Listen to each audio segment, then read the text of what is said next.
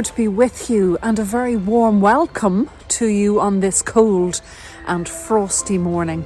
It is a cold and frosty day on the 11th of December. This is the third Sunday of Advent, and Christmas is just around the corner.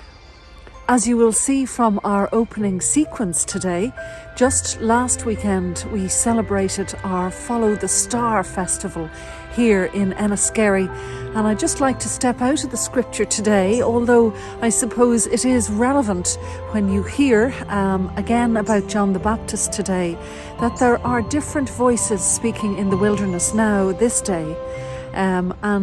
It's our ability, I suppose, to be able to step out of church and to bring that holy story to life in our lives that continues the voice of Christ, I suppose, in the world today. So you are welcome to join us as we sit, we hear the Holy Scriptures today, and we spend some time with God.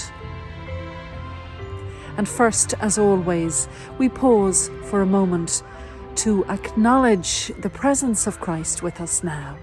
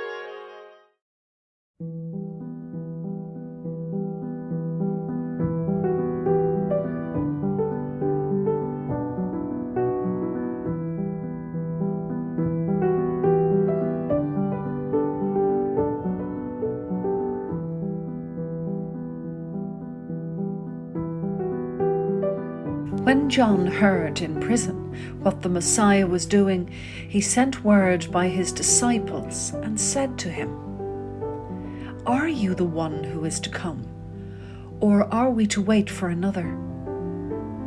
Jesus answered them, "Go and tell John what you hear and see.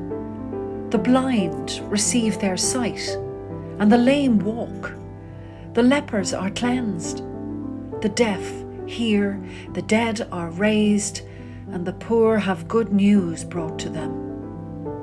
And blessed is anyone who takes no offence at me." As they went away, Jesus began to speak to the crowds about John. "What did you go out into the wilderness to look at? A reed shaken by the wind? What then did you go out to see? Someone dressed in soft robes? Look, those who wear soft robes are in royal palaces. What then did you go to see? A prophet? Yes, I tell you, and more than a prophet. This is the one about whom it is written, 'See, I am sending my messenger ahead of you, who will prepare your way before you.' Truly, I tell you, among those born of women, no one has arisen greater than John the Baptist. Yet the least in the kingdom of heaven is greater than he."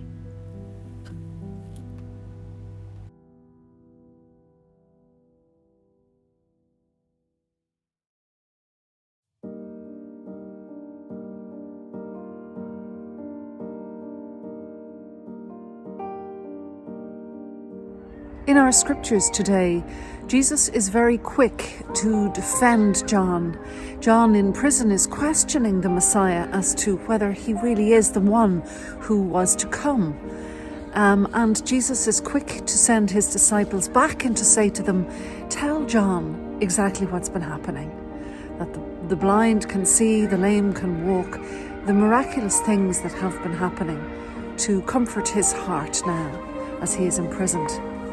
And as the disciples go away, Jesus is very quick to defend John among the people who are there, saying that there will never be another person to walk on this earth who was like John, that he was completely unexpected, that they may have gone expecting to see somebody in fine robes, but John was out on his own. John had a way of portraying the heart of God that received attention, but for all the right reasons.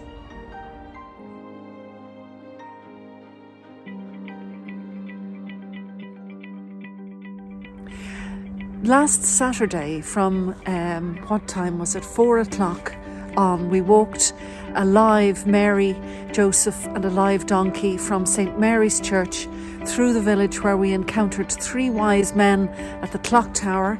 We encountered 2 rather irate and very busy innkeepers, all actors, and there was no room at the inn for this poor holy couple. And so they were sent up the hill to a beautiful stable that was built by Noel Kavanagh, one of our carpenters here in the village, and Graham McMullen, and they settled for the night in complete darkness, really, in the church grounds. Certainly it was dark around the stable. And walking with them was an increasing population of people that came from St. Mary's, from our church here, from the village, and from the wider community. And among them, an awful lot of children.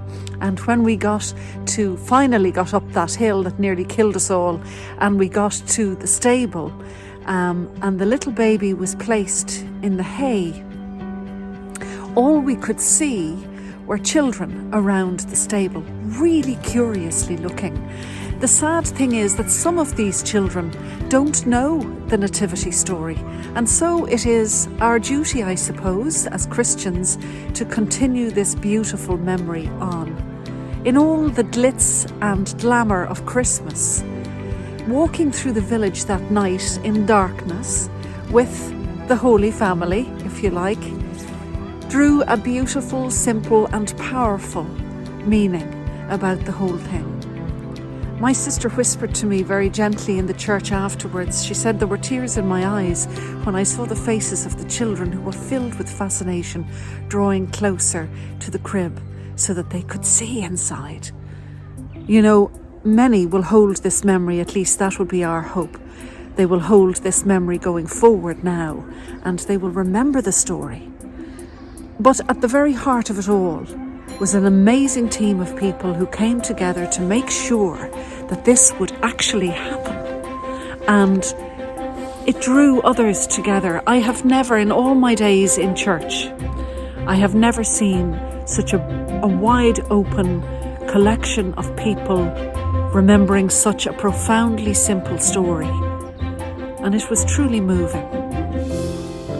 I suppose the lesson for us today, as we think of John the Baptist, as we think of Jesus' recognition of the person that he was, we think of the different person that John the Baptist was, we need to find ways to blow wide open this beautiful love.